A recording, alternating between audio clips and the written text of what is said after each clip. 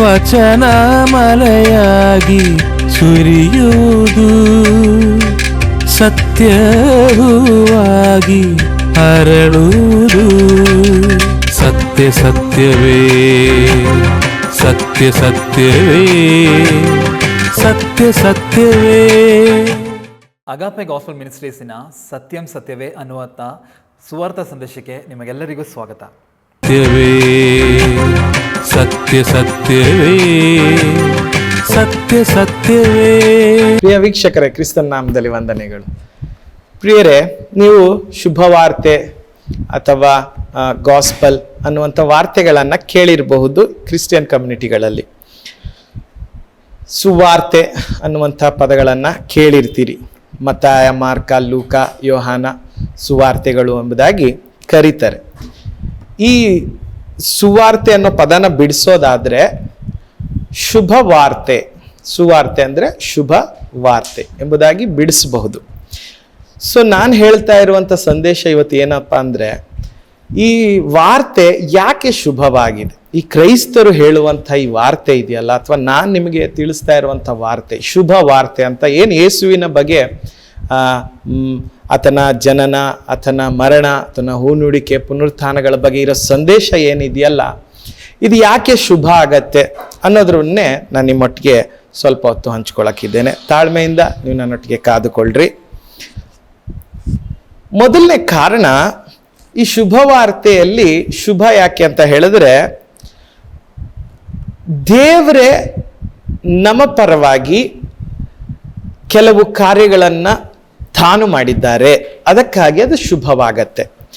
ಇದಕ್ಕೆ ನಾವು ಎಫೆಸಿ 1ನೇ ಅಧ್ಯಾಯದ 3ನೇ ವಾಕ್ಯದಿಂದ ಹಿಡಿದು 14ನೇ ವಾಕ್ಯದವರೆಗೂ ನೀವು ಪೌಲನು ದೇವರು ಮಾಡಿದಂಥ ಕಾರ್ಯಗಳನ್ನು ಹೇಳಿ ಆತನ ಸ್ತೋತ್ರ ಮಾಡೋದನ್ನು ನಾವಲ್ಲಿ ನೋಡ್ತೇವೆ. ಅದರಲ್ಲಿ ನೀವು ದೇವರು ಮಾಡಿದಂಥ ಕಾರ್ಯಗಳನ್ನು ನೋಡ್ರಿ. ಎಫೆಸ 1:3-14 ದೇವ್ರು ಏನು ಮಾಡಿದ್ದಾನೆ. ಮೊದಲನೇದು ಯಾಕೆ ಶುಭ ಆಗತ್ತಂದ್ರೆ, ದೇವರು ಮಾಡಿದ್ದಾನೆ ಕಾರ್ಯಗಳನ್ನು. ನಾವು ಮಾಡಿ ಅಂತ ದೇವ್ರು ಹೇಳಲಿಲ್ಲ, ದೇವ್ರು ಮಾಡಿದ್ದಾನೆ. ದೇವ್ರು ಏನೇನು ಮಾಡಿದ್ದಾನೆ? 3ನೇ ವಾಕ್ಯ ಹೇಳುತ್ತೆ, ನಮ್ಮನ್ನ ಆಶೀರ್ವದಿಸಿದ್ದಾನೆ. ಯಾವ ಆಶೀರ್ವಾದ? ಅದೇ ವಾಕ್ಯ ಹೇಳುತ್ತೆ, ಎಲ್ಲ ಆತ್ಮೀಕ ಆಶೀರ್ವಾದಗಳನ್ನು ದೇವರು ಮಾಡಿದ್ದಾನೆ. 4ನೇ ವಾಕ್ಯ ಹೇಳುತ್ತೆ, ದೇವರು ಆರಿಸಿದ್ದಾನೆ, ಆಯ್ಕೆ ಮಾಡ್ಕೊಂಡಿದ್ದಾನೆ ಅನ್ನೋದು. ಅದಾದ್ಮೇಲೆ 5ನೇ ವಾಕ್ಯ ಹೇಳುತ್ತೆ, ನಮ್ಮನ್ನ ಮುನ್ನಿರ್ಣಯಿಸಿದ್ದಾನೆ, ಅಥವಾ ಮೊದಲೇ ನೇಮಿಸಿದ್ದಾನೆ, ಅಥವಾ ನಮ್ಮನ್ನು ಆರಿಸ್ಬೇಕು ಅಂತ ಹೇಳಿ ತೀರ್ಮಾನ ಮಾಡಿದ್ದಾನೆ ಅನ್ನೋದಾಗತ್ತೆ. ಅದೇ ವಾಕ್ಯದಲ್ಲಿ ದತ್ತು ಸ್ವೀಕಾರಣೆ ಕೂಡ ಇದೆ. ದೇವರೇ ನಮ್ಮನ್ನ ದತ್ತು ಸ್ವೀಕಾರ ಮಾಡೋದು, ನಮ್ಮನ್ನ ಪಡ್ಕೊಂಡ್ರು ಅನ್ನುವಂಥದ್ದು. ಅದಾದ್ಮೇಲೆ ನಾವು ನೋಡ್ತೀವಿ 7ನೇ ವಾಕ್ಯ ಹೇಳುತ್ತೆ, ವಿಮೋಚಿಸಿದ್ದಾನೆ, ಆತನಲ್ಲಿ ನಮಗೆ ವಿಮೋಚನೆ ಆಗಿದೆ ಅನ್ನುವಂಥದ್ದು. ಅದಾದ್ಮೇಲೆ 7ನೇ ವಾಕ್ಯ ಹೇಳುತ್ತೆ, 11ನೇ ವಾಕ್ಯ ಹೇಳುತ್ತೆ, ಸ್ವಾಸ್ಥ್ಯವನ್ನ ನಮಗೆ ದೇವರು ಕೊಟ್ಟಿದ್ದಾನೆ ಎಂಬುದಾಗಿ ಹೇಳಲಾಗತ್ತೆ. ಅದಾದ್ಮೇಲೆ ನಾವು ನೋಡ್ತೇವೆ, ಪವಿತ್ರಾತ್ಮನಿಂದ ಮುದ್ರಿಸಿದ್ದಾನೆ ಅನ್ನುವಂಥದ್ದನ್ನ ನಾವು ನೋಡ್ತೇವೆ. ಪವಿತ್ರಾತ್ಮನಿಂದ ನಮ್ಮನ್ನ ಮುದ್ರಿಸಿದ್ದಾನೆ, ಅಥವಾ ಪವಿತ್ರ ಆತ್ಮವನ್ನ ನಮಗೆ ವರದಾನವಾಗಿ ಕೊಟ್ಟಿದ್ದಾನೆ ಸಂಚಕಾರದ ದಿನದವರೆಗೂ. ಸೊ ಈ ಭಾಗದಲ್ಲಿ ನಾವು ನೋಡೋದು ಮುಖ್ಯವಾಗಿ ದೇವರು ಮಾಡ್ತಾ ಇರುವಂಥ ನಮ್ಮ ಪರವಾಗಿ, ನಮ್ಮ ಬಿಡುಗಡೆಗಾಗಿ, ನಮ್ಮ ಆಶೀರ್ವಾದಕ್ಕಾಗಿ, ಅಥವಾ ನಮ್ಮ ಕ್ಷಮಾಪಣೆ, ಪಾಪ ಕ್ಷಮಾಪಣೆಗಾಗಿ ದೇವರೇ ಕೆಲವು ಕಾರ್ಯಗಳನ್ನು ಮಾಡ್ತಾ ಇದ್ದಾನೆ. ಅದು ತೀರ್ಮಾನ ಮಾಡೋದ್ರಿಂದ ಹಿಡಿದು, ಆಯ್ಕೆ ಮಾಡೋದ್ರಿಂದ ಹಿಡಿದು, ಅದಾದ್ಮೇಲೆ ನಮ್ಮನ್ನು ವಿಮೋಚಿಸೋದ್ರಿಂದ ಹಿಡಿದು, ಆಮೇಲೆ ನಮ್ಮನ್ನು ಪವಿತ್ರಾತ್ಮನಿಂದ ಮುದ್ರಿಸೋದು, ಮತ್ತೆ ನಮ್ಮನ್ನ ದತ್ತು ಸ್ವೀಕರಣೆ, ಸ್ವಾಸ್ಥ್ಯ ಕೊಡೋದು, ಇವೆಲ್ಲ ಕಾರ್ಯಗಳು ಅದರಲ್ಲಿದ್ದಾವೆ. ಹಾಗಾಗಿ ಶುಭ ವಾರ್ತೆಯಲ್ಲಿ ಯಾಕೆ ನಾವು ಶುಭ ಅಂತ ಹೇಳಬಹುದಂದ್ರೆ, ನಮ್ಮ ಪರವಾಗಿ ದೇವರೇ ಆ ಕೆಲವು ಕಾರ್ಯಗಳನ್ನು ಮಾಡಿದ್ದಾರೆ, ಅದಕ್ಕೆ ಅದು ಶುಭ ಆಗತ್ತೆ. ನಮಗೆ ಅಕಸ್ಮಾತ್ ನಾವು ಮಾಡಿ ಅಂತ ಹೇಳಿದ್ರೆ ಖಂಡಿತವಾಗಿ ನಾವು ಅದನ್ನು ಪರಿಪೂರ್ಣ ಮಾಡಲಿಕ್ಕೆ ಆಗ್ತಾ ಇರಲಿಲ್ಲ. ಹಳೆ ಒಡಂಬಡಿಕೆಯಲ್ಲಿ ನಾವು ಅದೇ ವ್ಯತ್ಯಾಸ ಕಾಣೋದು. ಹಳೆ ಒಡಂಬಡಿಕೆಯಲ್ಲಿ ದೇವರು ಇಂಥದ್ದನ್ನು ಮಾಡಿ, ದೇವರಿಗೂ ನಿಮ್ಮ ಜೊತೆಯಲ್ಲಿ ಸಂಬಂಧ ಚೆನ್ನಾಗಿರ್ಬೇಕಂದ್ರೆ ಈ ಆಜ್ಞೆಗಳನ್ನು ಅನುಸರಿಸ್ರಿ ಅಂತ ಹೇಳ್ತಾ ಬಂದ್ರು. ಆದರೆ ಆ ಆಜ್ಞೆಗಳನ್ನೆಲ್ಲ ತಪ್ಪಿದ್ರು. ಇಸ್ರಾಯೇಲ್ರ ಚರಿತ್ರೆ ನಾವು ನೋಡುವಾಗ ಅದು ಇಸ್ರಾಯೇಲ್ರ ಚರಿತ್ರೆ ಮಾತ್ರ ಅಲ್ಲ, ಅದು ಇಸ್ರಾಯೇಲ್ ಚರಿತ್ರೆ ಅನ್ನೋಂಥದ್ದು ಒಂದು ಬಿಂಬ, ಮನುಕುಲದ ಒಂದು ಬಿಂಬ. ಅದರಿಂದ ನಾವು ಪಾಠ ಕಲಿಬೋದು. ನಾವು ಮಾಡಬೇಕು ಅನ್ನುವಂಥ ಆಜ್ಞೆಗಳನ್ನು ಕೊಟ್ಟಾಗ ನಾವು ಮಾಡೋದ್ರಲ್ಲಿ ಅಸಫಲರಾದ್ವಿ. ಸೊ ಶುಭ ವಾರ್ತೆ ಯಾಕೆ ಫಸ್ಟ್ ಶುಭ ಆಗತ್ತಂದ್ರೆ ದೇವರೇ ನಮಗಾಗಿ ಆ ಕಾರ್ಯಗಳನ್ನ ಮಾಡಿದ್ದಾರೆ. ಸೊ ಚಿಕ್ಕ ವಯಸ್ಸಲ್ಲಿ ನಾವು ಅದನ್ನು ಅನುಭವಿಸಿದ್ದೇವೆ. ಮಕ್ಕಳು ಒಂದು ಮೆಚುರಿಟಿಗೆ ಬರೋ ತನಕ ತಂದೆ ತಾಯಿಗಳೇ ಅವ್ರಿಗೋಸ್ಕರ ಎಲ್ಲ ಮಾಡ್ತಾ ಇರ್ತಾರೆ. ದೌರ್ಭಾಗ್ಯ ಅದನ್ನ ದೊಡ್ಡವರಾದ್ಮೇಲೂ ಮಾಡ್ಲಿ ಅಂತ ಎದುರು ನೋಡುವಂಥ ಮಕ್ಕಳು ಇದ್ರೆ ಅದು ದೌರ್ಭಾಗ್ಯ. ಕೆಲವರು ಇರ್ತಾರೆ, ದುಡಿಯೋ ವಯಸ್ಸು ಬಂದಾಗ್ಲೂ ಕೂಡ ಹೋಗಿ ಅಪ್ಪ ಅಮ್ಮನ ಹತ್ರ ಹೋಗಿ ಕಾಸು ಕೇಳೋರು ಇರ್ತಾರೆ. ಅದು ಅವ್ರ ದೌರ್ಭಾಗ್ಯ. ಅವರು ಸತ್ತೋದ್ಮೇಲೆ ಏನು ಮಾಡ್ತಾರೋ ದೇವರೇ ಬಲ್ಲ. ಬಟ್ ದೇವ್ರು ನಮಗಾಗಿ ಎಲ್ಲ ಮಾಡಿದ್ದಾನೆ. ಎರಡನೇದು, ದೇವ್ರು ಏನೆಲ್ಲ ಮಾಡಿದ್ರೋ ಅದನ್ನ ಕ್ರಿಸ್ತನಲ್ಲಿ ಮಾಡಿದ್ದಾನೆ ಅನ್ನುವಂಥದ್ದು. ನಾವು ಅದೇ ವೇದ ಭಾಗದಲ್ಲಿ ನಾವು ಹೀಗೆ ಓದ್ತೇವೆ. 3ನೇ ವಾಕ್ಯ ಹೇಳುತ್ತೆ, ಆಶೀರ್ವದಿಸಿದ್ದಾನೆ. ಆದ್ರೆ ಆಶೀರ್ವಾದ ಅನ್ನುವಂಥದ್ದು ಯಾರಿಂದ ಅಥವಾ ಯಾರಲ್ಲಿ ಅಂದ್ರೆ ಕ್ರಿಸ್ತನಲ್ಲಿ. ಆಯ್ಕೆ ಮಾಡ್ಕೊಂಡಿದ್ದಾನೆ ದೇವರು, ಆದ್ರೆ ಯಾರಲ್ಲಿ? ಕ್ರಿಸ್ತನಲ್ಲಿ. 3ನೇ ವಾಕ್ಯ. 4ನೇ ವಾಕ್ಯದಲ್ಲಿ ಅದಾದ್ಮೇಲೆ ನಾವು ನೋಡ್ತೇವೆ 5ನೇ ವಾಕ್ಯದಲ್ಲಿ ನಮ್ಮನ್ನ ಮೊದಲೇ ನಿರ್ಣಯ ಮಾಡಿದ್ದಾನೆ, ಮುನ್ನಿರ್ಣಯ ಮಾಡಿದ್ದಾನೆ ಅಥವಾ ತೀರ್ಮಾನ ಮೊದಲೇ ಮಾಡಿದ್ದಾರೆ. ಯಾರ ಮುಖಾಂತರವಾಗಿ? ಕ್ರಿಸ್ತನ ಮುಖಾಂತರವಾಗಿ.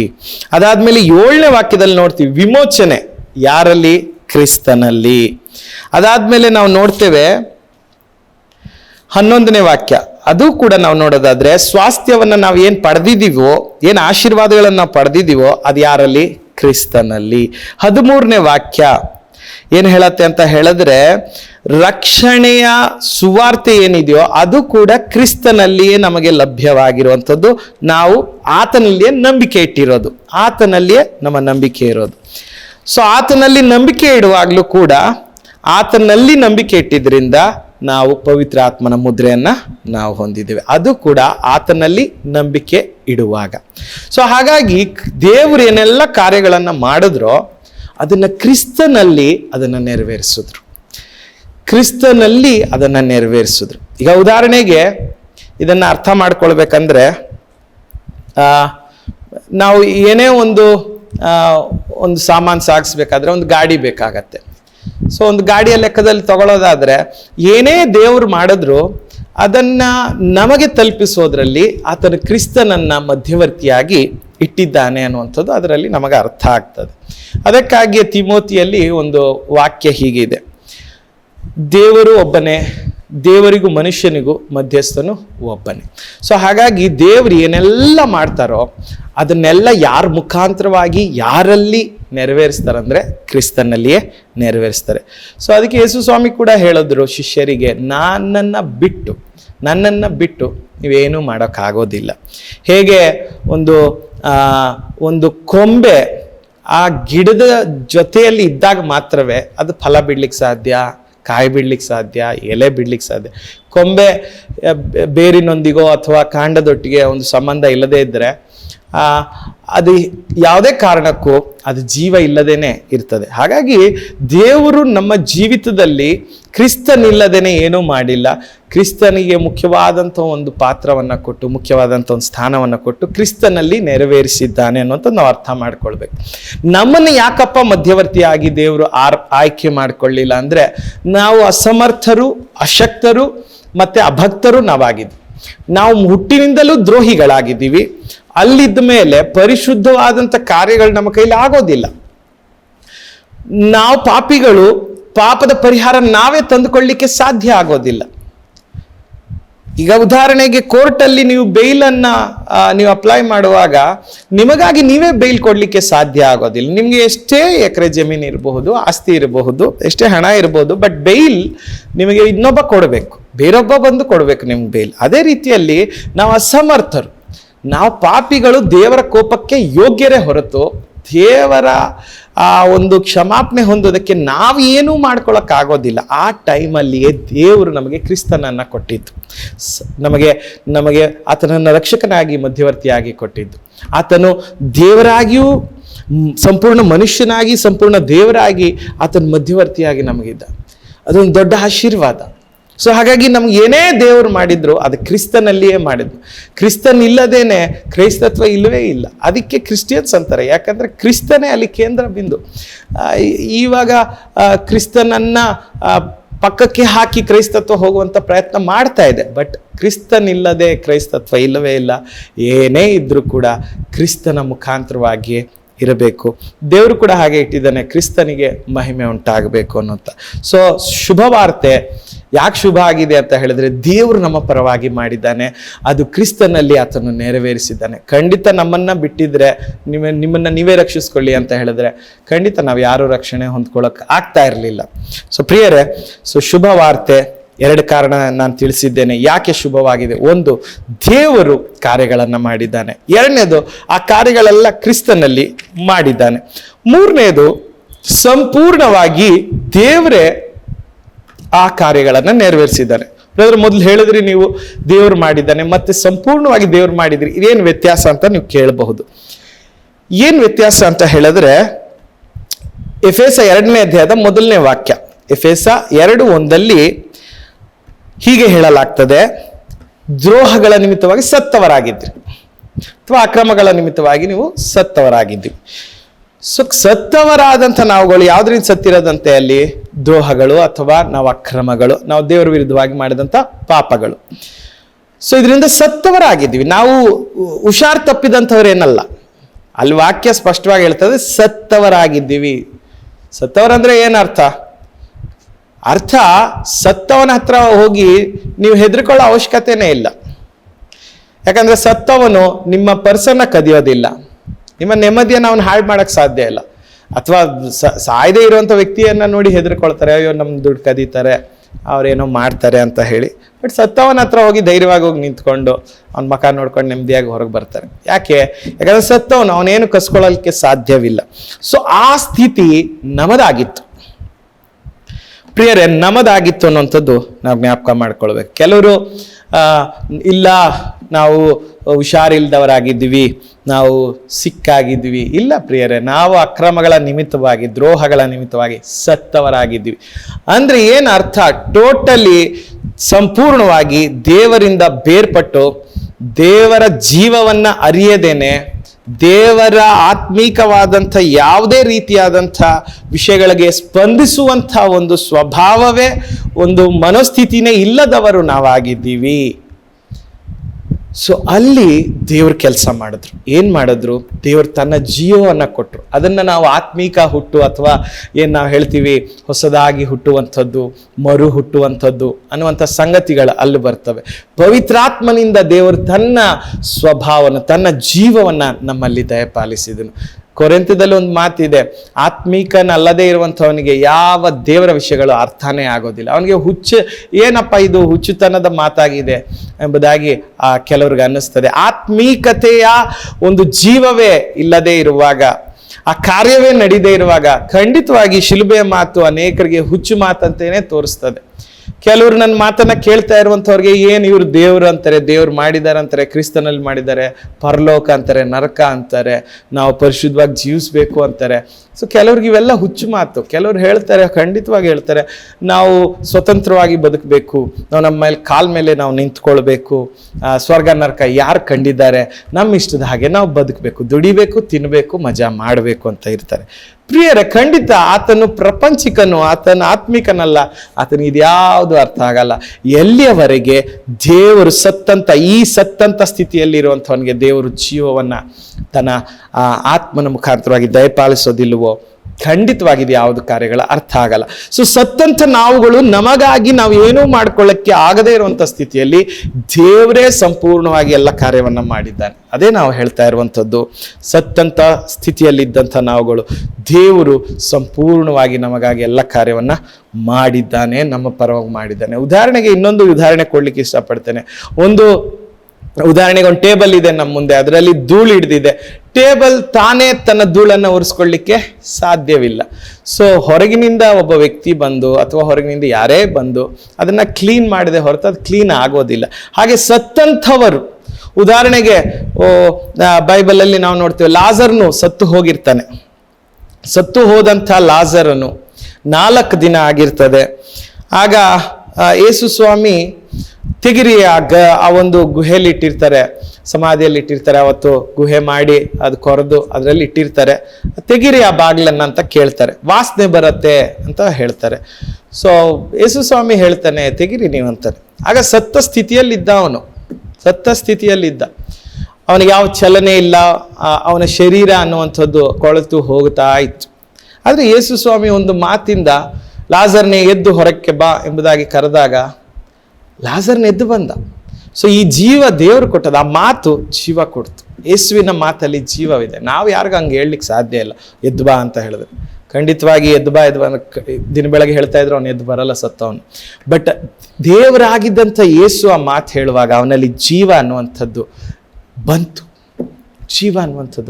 ಹೇಗೆ ಆ ಸೃಷ್ಟಿ ಮಾಡುವಾಗ, ಮನುಷ್ಯನ ಸೃಷ್ಟಿ ಮಾಡುವಾಗ ಮಣ್ಣಿನಿಂದ ದೇವರೊಂದು ರೂಪ ಕೊಟ್ಟು ಅವನಿಗೆ ಜೀವಶ್ವಾಸ ಹೊಂದಾಗ ಅವನು ಜೀವಿಸುವಂಥ ಆತ್ಮನಾದ್ನೋ, ಹಾಗೆ ಶರೀರ ಮಣ್ಣಿಂದ ಬಂದಿದ್ದು ಮಣ್ಣಿಗೆ ಹೋಗುತ್ತೆ. ಬಟ್ ಜೀವ ದೇವ್ರು ಕೊಟ್ಟಿರೋ ಜೀವಿಸುವಂಥ ಆತ್ಮನ ಅದನ್ನು, ಆ ಆತ್ಮ ದೇವ್ರು ಕೊಟ್ಟಿರಲ್ಲ. ಸೊ ಹಾಗಾಗಿ ಈ ದೇವರ ಮಾತಿನಲ್ಲಿ ಅದು ಶಕ್ತಿ ಇದೆ. ಸೊ ಹಾಗೆ ಸತ್ತಂಥ ನಮಗಳಿಗೆ ದೇವರೇ ಎಲ್ಲ ಕಾರ್ಯಗಳನ್ನು ನಮ್ಮ ಪರವಾಗಿ ನಮಗೋಸ್ಕರ ಸಂಪೂರ್ಣ ಕಾರ್ಯಗಳನ್ನು ಮಾಡ್ತಾನೆ. ನಮ್ಮ ಪಾತ್ರವೇ ಅದರಲ್ಲಿ ಏನೂ ಇಲ್ಲ. ಸೊ ಜೀವ ಕೊಡ್ತಾನೆ ನಮಗೆ. ನಮ್ಮ ಪಾತ್ರ ಆಮೇಲೆ ಶುರುವಾಗತ್ತೆ. ಸೊ ಜೀವ ಕೊಟ್ಟ ನಂತರ ಶುರು ಆಗುತ್ತೆ. ಸೊ ಅದಕ್ಕಾಗಿ ನಾನು ಹೇಳಿದ್ದು ಶುಭ ವಾರ್ತೆ ಯಾಕೆ ಶುಭ ಅಂತ ಹೇಳಿದ್ರೆ, ಮೊದಲನೇದು ದೇವರು ಆ ಕಾರ್ಯವನ್ನ ಮಾಡಿದ್ದಾನೆ. ಎರಡನೇದು ಕ್ರಿಸ್ತನಲ್ಲಿ ಆ ಕಾರ್ಯವನ್ನ ಮಾಡಿದ್ದಾನೆ. ಮೂರನೇದು ದೇವರು ಸಂಪೂರ್ಣವಾಗಿ ಆ ಕಾರ್ಯವನ್ನ ಮಾಡಿದ್ದಾನೆ. ನಮ್ಮ ಪಾಪದ ಕ್ಷಮಾಪಣೆ ಕಾರ್ಯ ಏನಿದೆ, ಅರ್ಧ ನಾನು ಮಾಡ್ತೀನಿ ಅರ್ಧ ನೀವು ಮಾಡ್ಕೊಳ್ಳಿ ಅಂತ ದೇವ್ರು ಹೇಳಲಿಲ್ಲ. ದೇವ್ರು ಸಂಪೂರ್ಣವಾಗಿ ಮಾಡಿ ಮುಗಿಸಿದ. ನಾವು ನೀತೀಕರಿಸಲ್ಪಟ್ಟಿದ್ದೇವೆ, ಶುದ್ಧೀಕರಿಸಲ್ಪಡ್ತಾನೆ ಇದ್ದೇವೆ. ಅದಾದ್ಮೇಲೆ ಪೌಲನ್ ಹೇಳ್ತಾನೆ, ಮಹಿಮೆ ಮಾಡಲ್ಪಟ್ಟಿದ್ದೇವೆ, glorified, you are justified, sanctified, glorified ಅನ್ನುವಂಥ ಪದ ಪೌಲನ್ನು ಬಳಸ್ತಾನೆ. ಅದು ಆಗೋಗಿದೆ ಅನ್ನುವಂಥದ್ದು. ಇದೆಲ್ಲ ಕಾರ್ಯ ಮಾಡೋದು ಯಾರು? ದೇವರೇ ಮಾಡ್ತಾನೆ.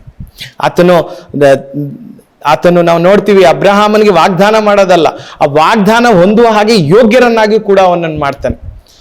ಆ ಗರ್ಭ ಸಾರಳಿಗೆ ಒಂದು ವರದಾನವನ್ನ ಕೊಡ್ತೀನಿ ಎಂಬುದಾಗಿ, ಅಬ್ರಾಹ್ಮಣೇ ನಿನ್ನನ್ನ ಬಹು ಸಂತಾನವನ್ನ ಎಲ್ಲೋ ಬೇರೆ ಕಡೆಯಿಂದ ದೇವ್ರು ಕೊಡ್ತಾನೆ ನನ್ನ ಕಡೆ, ಇಲ್ಲ, ದೇವ್ರ ಆ ಗರ್ಭವನ್ನ ವಾಗ್ದಾನ ಹೊಂದುವ ಹಾಗೆ ಯೋಗ್ಯರನ್ನಾಗಿ ಮಾಡ್ದ. ಮಧ್ಯದಲ್ಲಿ ಎಡವಟ್ಟುಗಳನ್ನ ಅವನು ಅಬ್ರಾಹ್ಮನ್ ಮಾಡ್ಕೊಳಕ್ ಹೋದಾಗ ಆ ಬ್ರಾಹ್ಮಣ ಆ ಹೆಂಡತಿಯನ್ನ ದೇವ್ರು ಕಾದ, ಆ ಗರ್ಭವನ್ನ ಪರಿಶುದ್ಧವಾಗಿ ದೇವ್ರು ಕಾದ.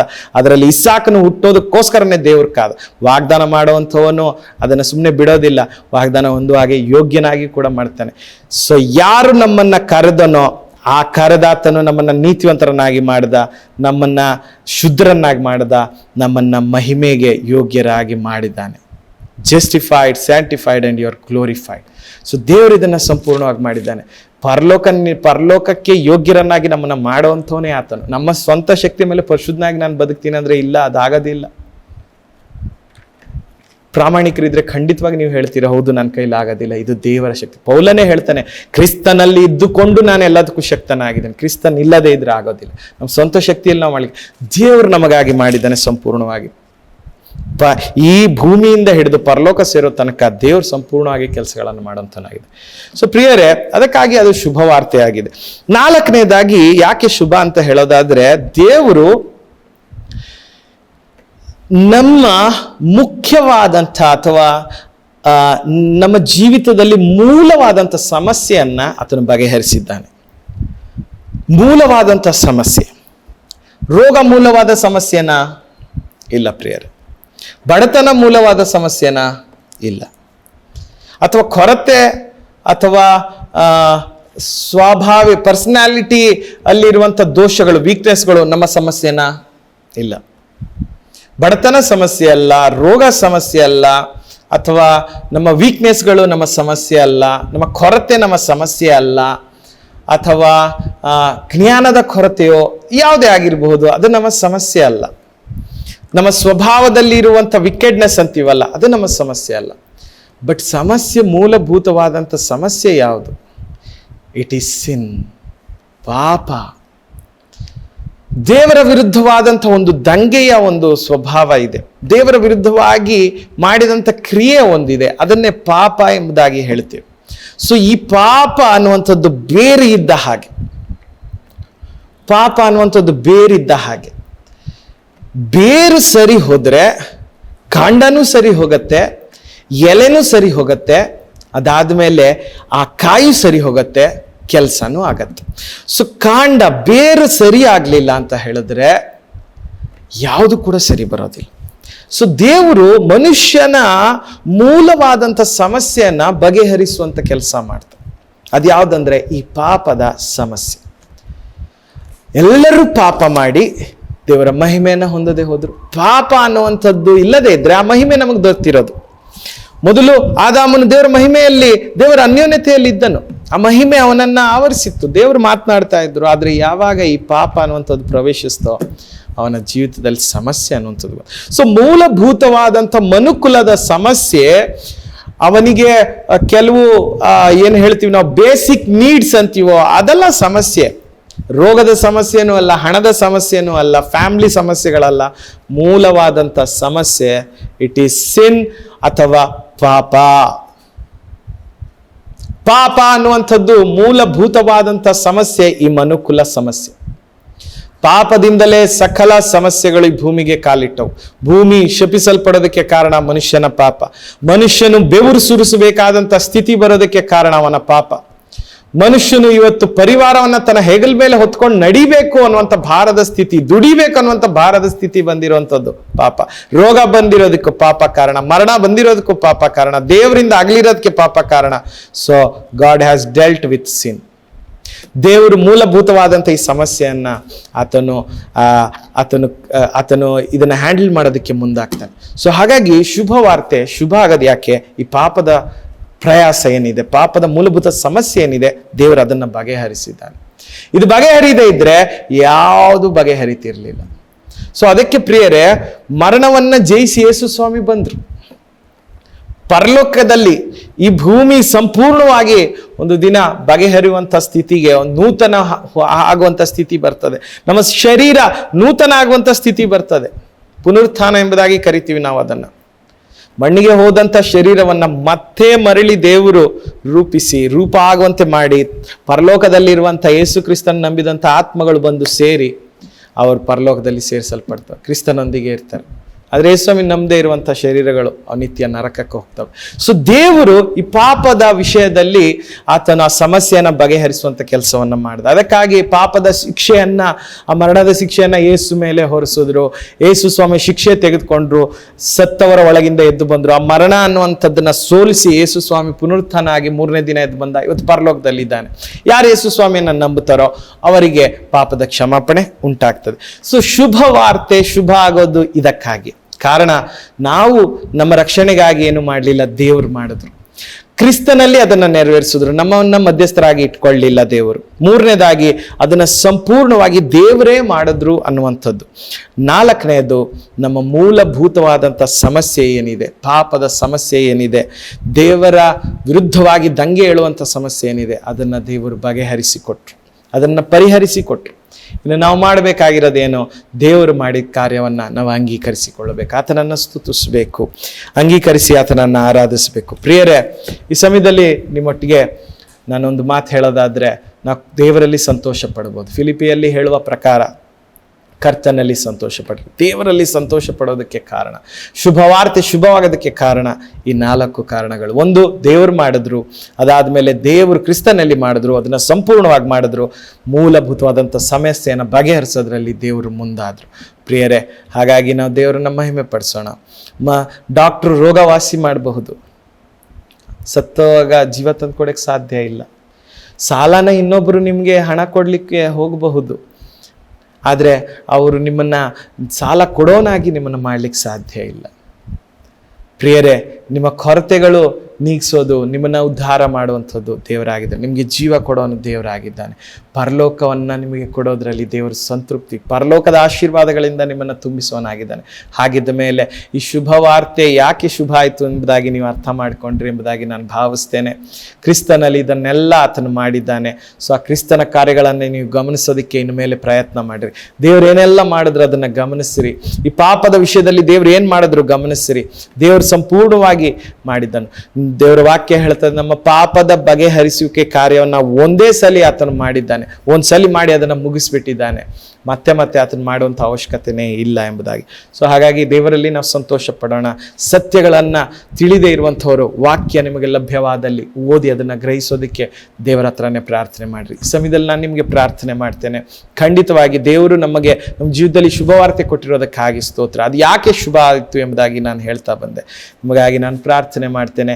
ಈ ಸಮಯದಲ್ಲಿ ಇಂಥ ಒಂದು ಶುಭವಾರ್ತೆ ನಮ್ಮ ಜೀವಿತಕ್ಕೆ ದೇವರು ಕೊಟ್ಟದಕ್ಕಾಗಿ ನಾವು ದೇವ್ರನ್ನ ಥ್ಯಾಂಕ್ಸ್ ಎಂಬುದಾಗಿ ಹೇಳೋಣ, ಸ್ತೋತ್ರ ಎಂಬುದಾಗಿ ಹೇಳೋಣ.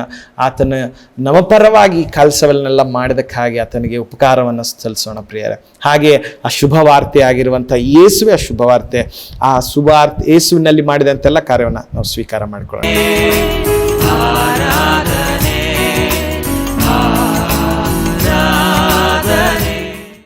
ಈ ಪ್ರೋಗ್ರಾಮ್ ನಿಮಗೆ ಆಶೀರ್ವಾದವಾಗಿದೆ ಎಂದು ನಾವು ನಂಬುತ್ತೇವೆ. ನಿಮಗೇನಾದರೂ ಪ್ರಾರ್ಥನಾ ವಿಷಯಗಳು, ಪ್ರಾರ್ಥನಾ ಮನವಿಗಳು ನಿಮಗಿರೋದಾದರೆ ನಮಗೆ ತಿಳಿಸಿ.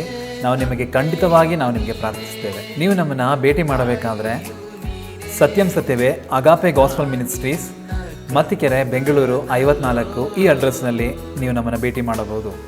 ನಿಮಗೇನಾದರೂ ಪ್ರಾರ್ಥನಾ ವಿಷಯಗಳು, ಪ್ರಾರ್ಥನಾ ಮನವಿಗಳು ಇರೋದಾದರೆ ಈ ಸ್ಕ್ರೀನ್ನಲ್ಲಿ ಕಾಣಿಸುವಂಥ ಈ ನಂಬರ್ಗೆ ನೀವು ಕಾಲ್ ಮಾಡೋದಾದರೆ ನಿಮಗೋಸ್ಕರ ನಾವು ಪ್ರಾರ್ಥಿಸುತ್ತೇವೆ. ನಿಮಗೇನಾದರೂ ಬೈಬಲ್ ಸಂಬಂಧವಾದಂಥ ಪ್ರಶ್ನೆಗಳು ಅಥವಾ ಸಂಶಯಗಳು ಇರೋದಾದರೆ ವಾಟ್ಸಪ್ಪಿನಿಂದ ನೀವು ನಮಗೆ ಪ್ರಶ್ನೆಯನ್ನು ಕೇಳಬಹುದು. ಆ ವಾಟ್ಸಪ್ಪಿನಿಂದಲೇ ನಾವು ಆ ಉತ್ತರವನ್ನು ನಿಮಗೆ ಕಳಿಸಲ್ಪಡಲಾಗುತ್ತದೆ. ಈ ಸಂದೇಶವನ್ನು ಮತ್ತು ಈ ಹಾಡುಗಳನ್ನು ಪುನಃ ಕೇಳುವುದಕ್ಕೆ ಸತ್ಯಂ ಸತ್ಯವೇ ಅನ್ನುವಂಥ ಯೂಟ್ಯೂಬ್ ಚಾನಲ್ ಮತ್ತು ಸತ್ಯಂ ಸತ್ಯವೇ ಅನ್ನುವಂಥ ಫೇಸ್ಬುಕ್ ಪೇಜ್ನಲ್ಲಿ ನೀವು ಸಂಪರ್ಕಿಸಿ. ಈ ಪ್ರೋಗ್ರಾಮ್ ನಿಮಗೆ ಆಶೀರ್ವಾದವಾಗಿರೋದಾದರೆ ನಿಮ್ಮ ಸ್ನೇಹಿತರಿಗೂ ಇದನ್ನು ನೀವು ಶೇರ್ ಮಾಡಿರಿ. ಈ ಶುಭವಾರ್ತಾ ಸಂದೇಶದಲ್ಲಿ ನೀವು ಸಹ ಪಾಲ್ಗೊಂಡ್ರಿ. ದೇವರು ನಿಮ್ಮನ್ನು ಹೆಚ್ಚಾಗಿ ದೇವರು ನಿಮ್ಮನ್ನು ಆಶೀರ್ವಾದ ಮಾಡಲಿ. ದೇವರು ನಾಮಕ್ಕೆ ಸ್ತೋತ್ರವಾಗಲಿ. ಆಮೇನ್. ವಚನ ಮಳೆಯಾಗಿ ಸುರಿಯುವುದು, ಸತ್ಯವಾಗಿ ಹರಡುವುದು. ಸತ್ಯ ಸತ್ಯವೇ, ಸತ್ಯ ಸತ್ಯವೇ, ಸತ್ಯ ಸತ್ಯವೇ. ಹೋಗ್ತಾ ಇತ್ತು.